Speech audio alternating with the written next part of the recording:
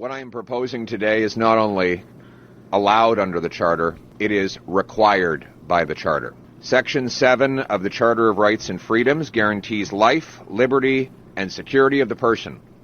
I will protect the Charter rights of Canadians and their right to life, liberty, and the security of the person by locking up the mass murderers that bring these drugs in. I will lock up these fentanyl murderers and we will throw away the key. And I will do it not just to save lives, but to uphold the Charter of Rights and Freedoms. Okay, so let's just deal with that part about the upholding of the Canadian Charter of Rights and Freedoms and what it would take, and based on what you just heard Pierre Poilievre say about getting, traffickers in fentanyl, and basically throwing them in prison and throwing away the key. So here's the thing. There's some questions that are being raised based on what we just heard, and it was a longer statement that Pierre Poilievre made yesterday. Senator Kim Pate, Canadian senator, who spent more than 45 years working in the legal and penal systems in this country on behalf of some of the most marginalized in our country, is on the line. You were quoted in one of the, first of all, thank you for being here. You were quoted in one of the stories, raising something that other people are beginning to wonder about as well. The system as it exists now within the Canadian Charter, does it not account for this already? And thank you very much, Aaron, for covering this. Basically, we're hearing a lot of political rhetoric. If, in fact, this kind of policy that's being proposed was effective, we wouldn't see any issue. In fact, it was these very same kinds of policies that were implemented under not just the previous Conservative, but previous Liberal governments as well. And what we saw is a ballooning of prison populations without any appreciable change, and in fact, worsening poverty, mental health, addiction issues. If we really want to go after these kinds of issues, then as we know from, so many folks who have been working in this area for many years, we need to go after things like money laundering. We need to go after the institutions that are benefiting, not the small-time person who has an addiction or who's anesthetizing themselves to using drugs and or alcohol to deal with past trauma or abuse or poverty or living on the streets or in an encampment. And we need to also know how this is going to be paid for. And, for instance, we know that the TD Bank, the U.S., basically went after the TD financial institution when it was discovered that they were really lax on their anti-money laundering regime.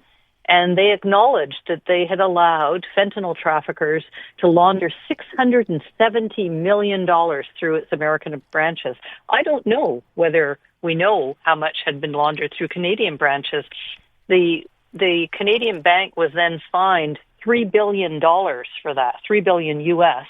Think of what we could do with that kind of resources then being put into dealing with economic, social, health inequality that's resulting in so many people languishing and actually using drugs to anesthetize themselves. We need to address that.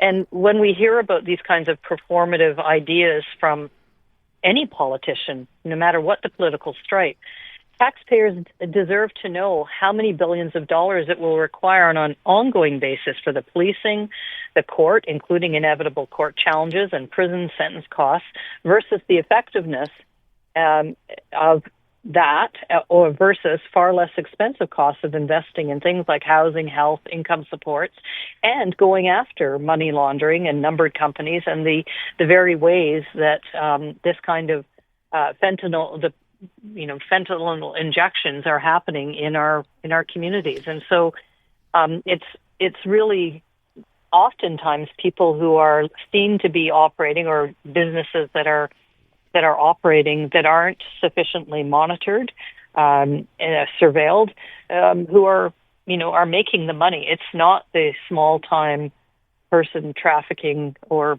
possessing small amounts of fentanyl who are posing the greatest risk here. And so if we really want to address this harm, we need to go at it in a smart way and address the big issues, as well as dealing with the very real issues that are being made worse by this, and stop these kinds of approaches that presume that the constant scooping up of people and plunking them into prison versus trying to actually stem the tide of poverty, mental illness, homelessness, and addiction can assist. And We have some of those figures we can guess, but I think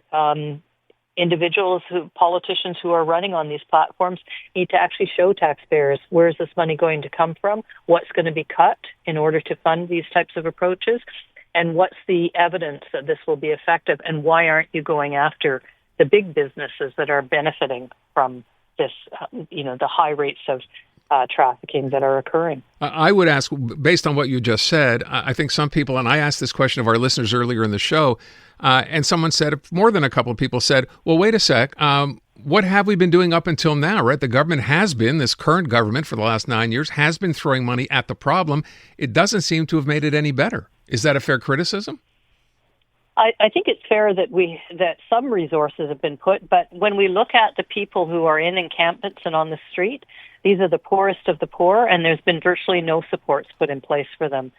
When we talk about housing initiatives, these are predominantly feeding housing industry to support the middle class, not public housing that's needed in the types of models that are being used in places like Finland and Norway and Sweden and Iceland, where the idea is to look at housing first, provide those kind of supports, allow people to get off the street, allow them to then get, and we have some examples here in Canada, the cash transfer program that Dr. Zhao out of UBC has been operating, which shows that if you provide some of those resources, housing options and income supports, guess what? Most people want to get off the street. They do get off the street.